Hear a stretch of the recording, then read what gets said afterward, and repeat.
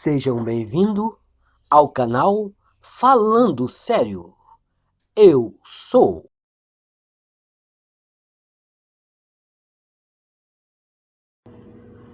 A oração. A oração, assim como o sono, também é uma entrada para o subconsciente.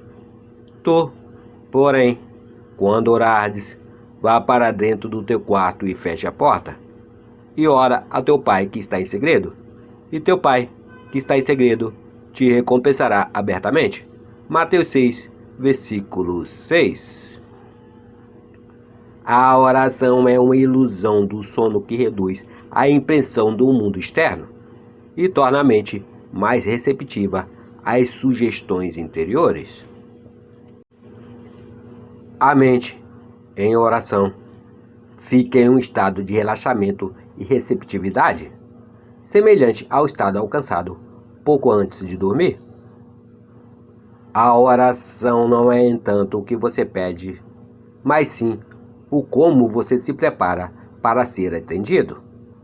Portanto, vos afirmo, tudo quanto em oração perdides, tenhas fé que já o recebestes, e assim vos sucederá. Marcos 11, versículo 24. A única condição exigida é que você acredite que suas orações já estão realizadas. A sua oração deve ser atendida se você assumir a sensação que você sentiria caso você já estivesse em posse de seu objetivo. No momento que você aceitar o seu desejo como um fato realizado, o subconsciente encontra meios para a sua realização. Para orar com êxito, então, você precisa se entregar ao seu desejo, ou seja, senti-lo como se já estivesse realizado. O homem perfeitamente disciplinado sempre está em sintonia com seu desejo, como se fosse um fato realizado. Ele sabe que a consciência é a primeira e única realidade, que ideias e sentimentos são fatos da consciência e que são tão reais quanto os objetos no espaço. Portanto, ele nunca entretém um sentimento que não contribua para a sua felicidade, pois os sentimentos são as causas das suas ações e das circunstâncias de sua vida. Por outro lado, o homem indisciplinado encontra dificuldades em acreditar naquilo que é negado pelos sentidos e geralmente ou aceita ou rejeita algo confiando apenas nas aparências dos seus sentidos. Por causa do hábito de somente julgar pelas aparências, o homem precisa ignorar seu sentido antes de começar uma oração, antes de tentar sentir aquilo que eles o negam. Sempre que você estiver com aquele estado de espírito de eu queria, mas não posso, quanto mais você tentar, menos você será capaz de realizar o seu desejo. Você nunca atrai aquilo que você quer, mas sempre atrai aquilo que você está consciente de ser. A oração é a arte de assumir o sentimento de ser e possuir aquilo que se quer. Quando os sentidos confirmam a ausência de seu desejo, todo esforço consciente para neutralizar esta sugestão é inútil e tende a intensificar essa ausência. A oração é a arte de se entregar ao desejo e não de forçar um desejo. Sempre que seu sentimento estiver em conflito com seu desejo, o sentimento será o vencedor. O sentimento dominante invariavelmente se manifesta. A oração deve ser realizada sem esforço. A tentativa de forçar na mente uma atitude que é negada pelos sentidos é um esforço fatal. Para se entregar com sucesso ao desejo como se fosse um fato realizado, primeiro você deve criar um estado passivo, uma espécie de abstração ou meditação reflexiva semelhante ao sentimento que precede o sono. Em um estado relaxado, a mente se esquece do mundo objetivo e passa a sentir mais facilmente a sensação da realidade de um estado subjetivo. Este é um estado no qual você fica quieto e consciente, capaz de mover pobre os olhos, mas que não sente a vontade de fazê-lo. Uma maneira fácil de criar esse estado passivo é parar e relaxar em uma cadeira confortável ou em uma cama. Se você estiver em uma cama, deite-se de costas com a cabeça reta ao nível do seu corpo. Feche os olhos e imagine que você está com sono. Sinta, eu estou com sono, muito sono, e em pouco tempo, um sentimento distante, acompanhado por uma grande lassidão e perda de todo o desejo de movimento que o cerca. Você sente um relaxamento agradável e confortável e tende a não alterar a sua posição, mesmo que, em outras circunstâncias, você não sentisse confortável assim. Quando este estado passivo for atingido, imagine que você realizou o seu desejo. Não imagine como se realizou, mas simplesmente imagine que ele foi realizado. Imagine, através de cenas e imagens, aquilo que você mais deseja alcançar na vida. E então, sinta-se como se você já estivesse alcançado isso. Os pensamentos produzem minúsculos movimentos em seus lábios, que podem ser ouvidos em estado passivo de oração como se fossem comandos externos. No entanto, você não necessariamente precisa chegar a este profundo grau de passividade para ter a realização das suas orações. Basta que você fique em passividade e sinta a realização do desejo. Tudo o que você possivelmente precisa ou deseja já é seu. Você não precisa de nenhum auxílio para tê-lo. Já é seu. Agora, traga os seus desejos à existência através da imaginação e do sentimento de ter a sua prece atendida. Contanto que o fim esteja aceito, você se torna totalmente indiferente quanto aos possíveis fracassos, pois a aceitação do fim determina os meios. Quando você emerge do momento da oração, você vai sentir que é um momento igual àquela situação onde você assiste a cena do final feliz de um filme que você não chegou a assistir por inteiro. No entanto, tendo testemunhado o fim, independentemente de qualquer sequência de anticlímax que você venha a assistir depois neste filme, você permanecerá calmo e seguro, sabendo que o final está plenamente definido. O sentimento e o espírito. Nem pela força, nem pelo poder, mas pelo meu espírito, diz o Senhor dos Exércitos. Zacarias 4, versículo 6. Entre no espírito do estado desejado, assumindo a sensação e a atitude que você teria se você já estivesse em posse daquilo que você quer. Conforme você capta este sentimento do estado desejado, você fica livre de todo o esforço para realizá-lo, pois ele já foi feito. Existe um sentimento definido associado a cada ideia na mente do homem. Capte o sentimento associado ao seu desejo realizado. Assuma a sensação que você sentiria ao ganhar a posse do objeto do seu desejo, e seu desejo irá se objetivar. A fé é um sentimento. Seja-vos feito segundo a vossa fé, o vosso sentimento. Mateus 9, versículo 29. Você nunca atrai o que quer, mas sempre aquilo que você se torna. Assim como o homem é, assim ele se vê. Pois para aquele que tem, mais será dado, e para aquele que não tem, até mesmo que não tem, lhe será tirado. Mateus 13, versículo 12. Aquilo que você sente ser, você é, e mais daquilo que você é, lhe será dado. Então assuma a sensação de que você sentiria ao estar em posse de seu desejo. E seu desejo deve ser realizado. Então Deus criou o homem à sua imagem. A imagem de Deus, ele o criou. Gênesis 1, versículo 27. Tende em vós o mesmo sentimento que houve também em Cristo Jesus, o qual, tendo plenamente a natureza de Deus, não viu como abuso ser igual a Deus. Filipenses 2, versículos 5 e 6. Você é aquilo que você acredita ser?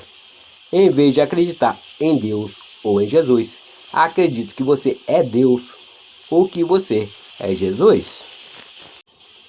Em verdade eu vos digo, aquele que crê em mim também fará as obras que eu faço, e outras ainda maiores fará.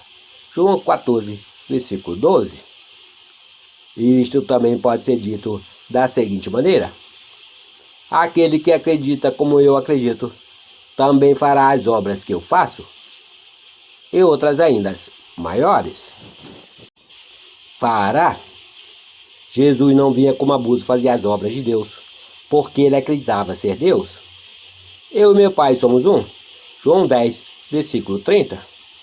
É normal fazermos obras semelhantes às daqueles aos quais nos identificamos. Então viva na sensação de ser quem você deseja ser, e você será.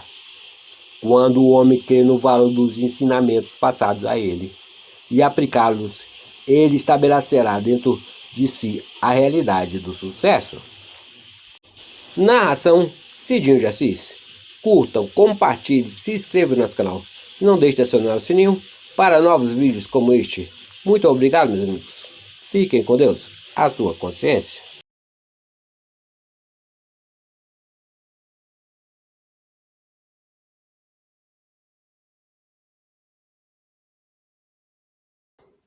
E os filhos dela lutavam em seu ventre. Então ela indagou: por que estou eu assim? E foi consultar-se com o Senhor. Respondeu-lhe o Senhor: duas nações nascem em teu ventre, e dois povos se dividirão de tuas entranhas. Um povo será mais forte do que o outro, e o mais velho servirá ao mais moço. Gênesis 25, versículo 22 e 23. A dualidade é uma condição inerente à vida. Tudo que existe é dualizado. O homem é uma criatura dual com princípios contrários incorporados à sua natureza. Ele guerreia dentro de si e apresenta atitudes que são antagônicas à vida. Este conflito é a eterna empreitada, a guerra no céu, a luta incessante do mais novo, a imaginação do homem, tentando afirmar sua supremacia sobre o homem mais velho, o homem dos sentidos. Entretanto, muitos dos que são os primeiros serão os últimos, e muitos dos que são os últimos serão os primeiros. Mateus 19, versículo 30. Ele é aquele que vem depois de mim, cujas correias das sandálias não sou digno de desamarrar. João 1, versículo 27. Assim, não foi o espiritual que veio primeiro, mas sim o natural. Depois dele, então, é que veio o espiritual. 1 Coríntios 15, versículo 47. O homem começa a despertar para a imaginação no momento em que ele sente a presença de outro ser em si mesmo. Em suas entranhas se encarnam nações gêmeas, raças rivais, desde o seu nascimento. Uma o domínio deve ganhar, o mais jovem sobre o velho reinar. Existem duas linhas distintas de pensamento, ou perspectiva do mundo, que cada homem possui. A Bíblia se refere a estes dois aspectos como o natural e o espiritual. Ora, o homem natural não recebe as coisas do Espírito de Deus, porque para ele são tolices, Na verdade, ele nem mesmo pode entendê-las, porque elas são discernidas espiritualmente. 1 Coríntios 2, versículo 14. O corpo interno do homem é tão real no mundo subjetivo da experiência, quanto o seu corpo físico externo é real no mundo das realidades externas. Mas o corpo interno expressa a parte mais fundamental da realidade do mundo da experiência subjetiva. Este corpo interno existente do homem deve ser exercitado e dirigido conscientemente. O mundo interior dos pensamentos e dos sentimentos, ao qual o corpo interno está sintonizado, possui a sua própria estrutura real e existe em seu próprio âmbito infinito. Existem dois tipos de movimento: o que está de acordo com o corpo interno e o que está de acordo com o corpo externo. O movimento que está de acordo com o corpo interno é causal, enquanto o movimento externo é compulsório. O movimento interno determina o externo, que é vinculado a ele, o que cria fora um movimento semelhante ao interno. O movimento interno é a força através da qual todos os eventos são trazidos à existência. O movimento externo está sujeito à compulsão aplicada a ele pelo movimento do corpo interno. Todas as vezes que as ações do corpo interno corresponderem às ações às quais o corpo externo realiza para apaziguar o desejo, esse desejo será realizado. Construa mentalmente um drama que implique que o seu desejo está realizado e faça-o de forma que envolva os movimentos do seu ser. Imobilize seu ser físico exterior. Faça exatamente como se você estivesse indo tirar um cochilo e inicie uma ação pré-determinada na sua imaginação. Uma representação vívida de uma ação é o início desta ação. Então, como se você estivesse adormecido, conscientemente imagine-se em cena. A extensão do sono não é importante. Uma soneca é suficiente. Mas trazer uma ação ao sono condensa fantasia em fato. No primeiro momento, seus pensamentos podem parecer como ovelhas desgarradas, que não têm nenhum pastor. Não se desespere. Se tua atenção se desviar 70 vezes 7 vezes, traga de volta 70 vezes 7 vezes ao seu curso predeterminado, até que de exaustão ela siga o caminho apontado. A viagem interior nunca deve estar sem direção. Quando você pegar a estrada para o seu interior, isto é o que você precisa fazer antes de você começar mentalmente. Vá para o prêmio que você já visualizou e aceitou. No livro The Road Shenandoah, o professor John Livingston Lewis disse: há muito tempo eu tive a sensação de que este estudo havia se transformado em uma convicção, que fantasia e imaginação não são dois poderes, mas apenas um. A real distinção que existe entre elas não está nos objetos que elas operam, mas sim no grau de intensidade do seu poder operante. Trabalhando em uma frequência mais alta, a energia imaginativa ajusta e transmuta. Quando nivelada uma frequência mais branda, a mesma energia se envolve e se junta a estas imagens, que, no seu âmbito final, indissoluvelmente se fundem em uma só. A fantasia molda, a imaginação funde. Aqui está uma aplicação prática desta teoria. Há um ano atrás, uma garota cega que vive na cidade de São Francisco viu-se confrontada com um problema de transporte. Uma mudança nas rotas de ônibus a obrigou a tomar 3 condições entre sua casa e seu trabalho. Isso prolongou a sua viagem, que era de 15 minutos, para 2 horas e 15 minutos. Ela pensou seriamente a respeito desse problema e veio à conclusão que um carro seria a solução. Ela sabia que ela não poderia dirigir um carro, mas sentia que ela poderia ser conduzida em um.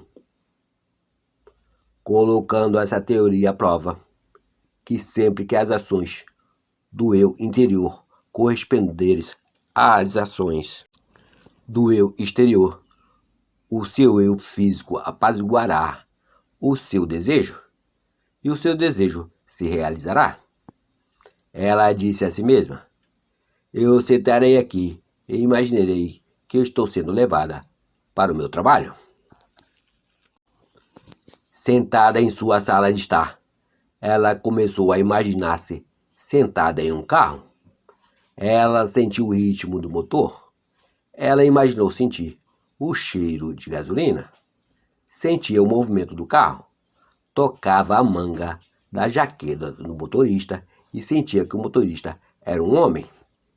Ela sentiu o carro parar e, dirigindo-se ao seu companheiro, dizia: obrigada, senhor.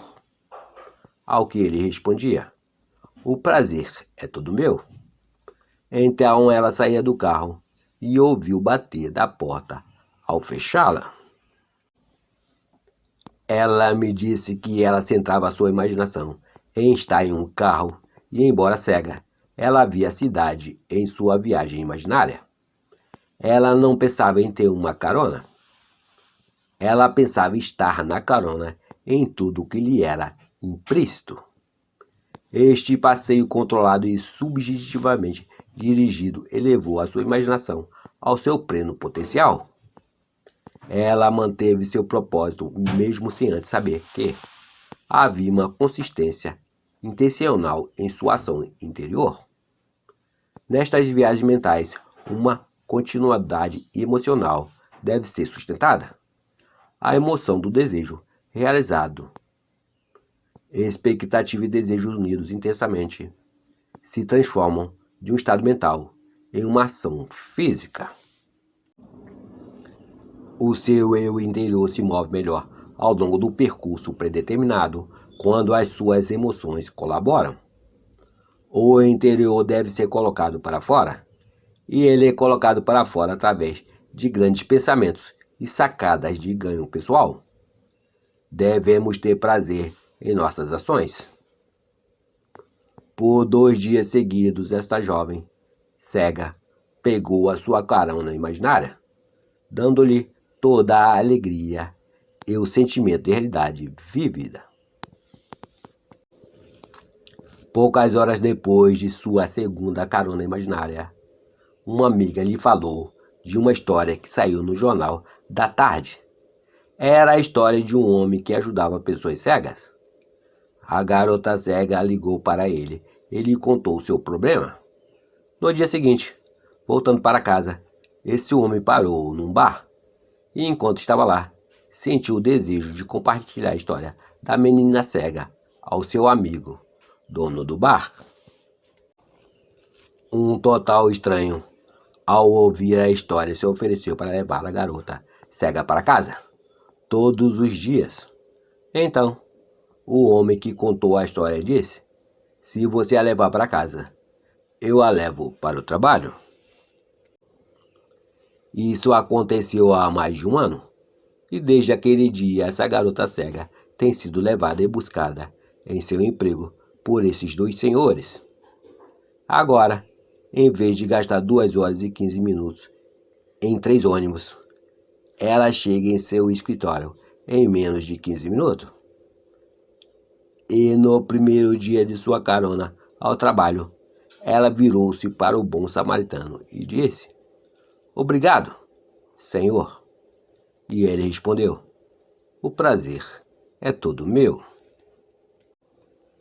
Assim, os objetos de sua imaginação foram para ela realidades, as quais as manifestações físicas foram apenas testemunhas. O princípio definitivamente avivado foi a carona imaginária. Seu sucesso pode ter sido uma surpresa apenas para aqueles que não sabiam. Ela mentalmente viu o mundo pela perspectiva destas caronas imaginárias, com tal clareza de visão que cada aspecto da cidade tomou identidade. Estes movimentos internos produzem movimentos externos correspondentes. Esta é a lei que opera sobre todos os aspectos físicos.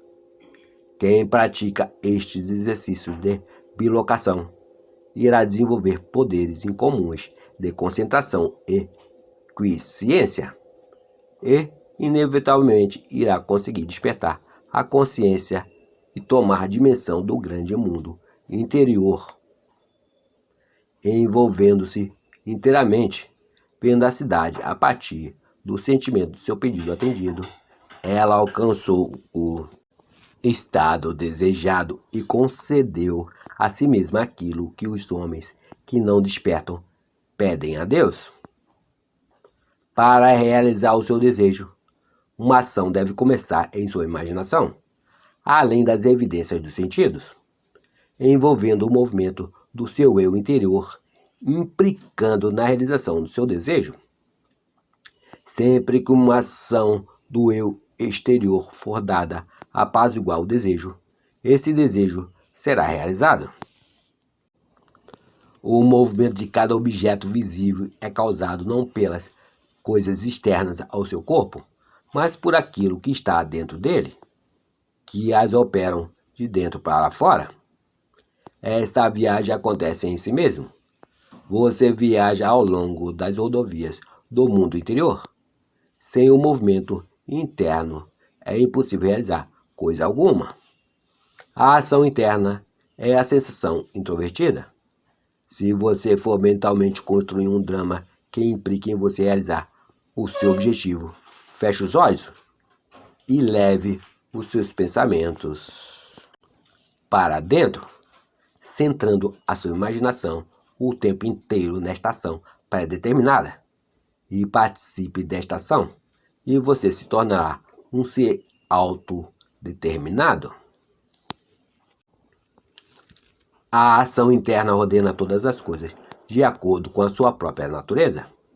Experimente-a e veja que um ideal desejado, uma vez formulado, é possível, pois somente através deste processo de experiência você pode descobrir suas potencialidades. É assim que este princípio criativo é realizado. Assim, a chave para uma vida propositada é centralizar sua imaginação na ação e no sentimento do desejo realizado, com tal consciência e tal sensibilidade que você gera e experimenta o movimento no mundo interior. Ideias somente se tornam ações se elas forem sentidas, se elas despertarem um movimento interior. O movimento interno é condicionado à automotivação e o movimento externo pela compulsão. Todo lugar que pisares com a sola dos teus pés, eu te darei. Josué 1, versículo 3. E lembre-se, o Senhor, teu Deus, que está no meio de ti, é poderoso. Sofonias 3, versículo 17.